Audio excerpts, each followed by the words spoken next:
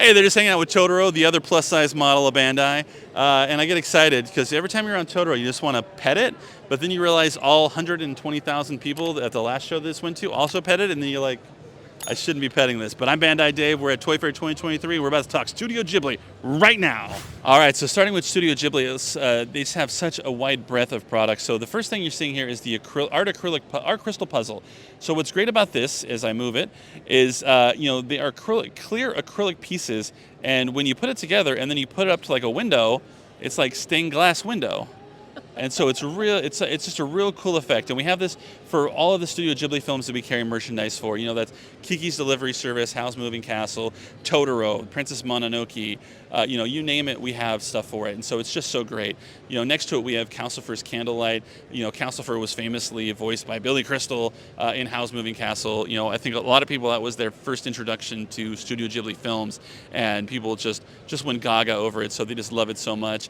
Next to it we have just a variety of things from both Ponyo and from Totoro, just individual little plushies, little knickknacks, little keychains, things like that. What we've noticed over the years is that we thought that we were going to have to market like heavily Studio Ghibli, that people weren't going to be, like, brand awareness wasn't going to be what we thought it was. But once we started bringing these things to shows, we realized like as a legacy brand, Ghibli is very strong, and people were just going nuts for it, and they were loving it, and it's been just a ton of fun. If we go down to the next shelf, you get to see what my first Studio Ghibli film was Princess Mononoke.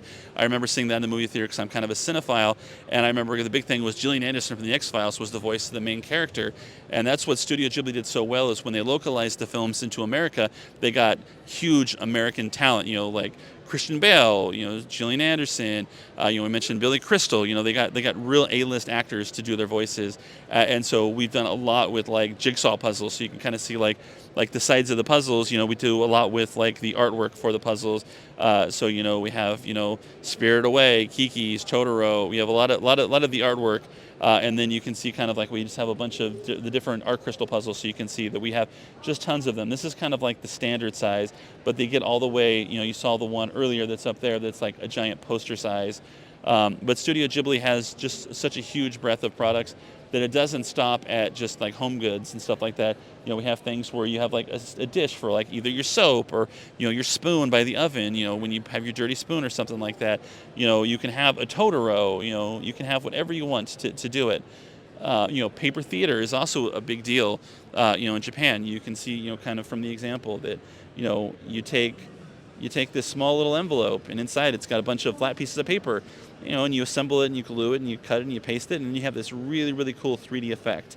And you got another one here with the Kiki's Delivery Service, to where it's just really, really fun. It's just kind of a fun new and different way to do a puzzle, and everyone loves a Kiki.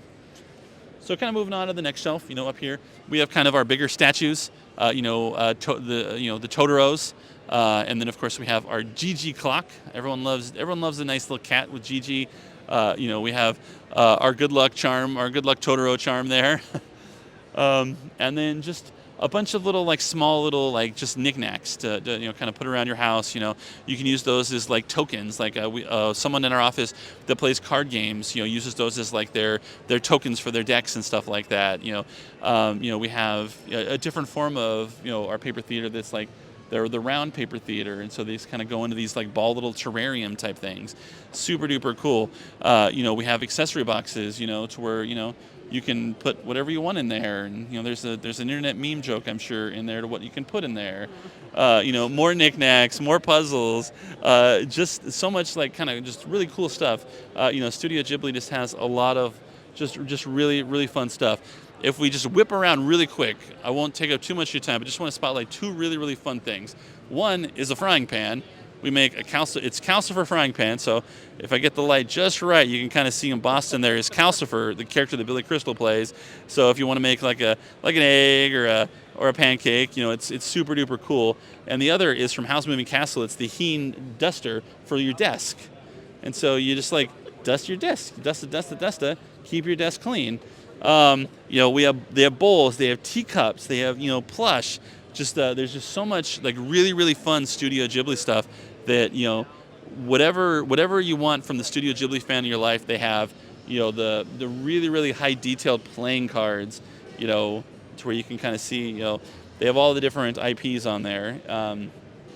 It's just a lot of fun. And yeah, Studio Ghibli.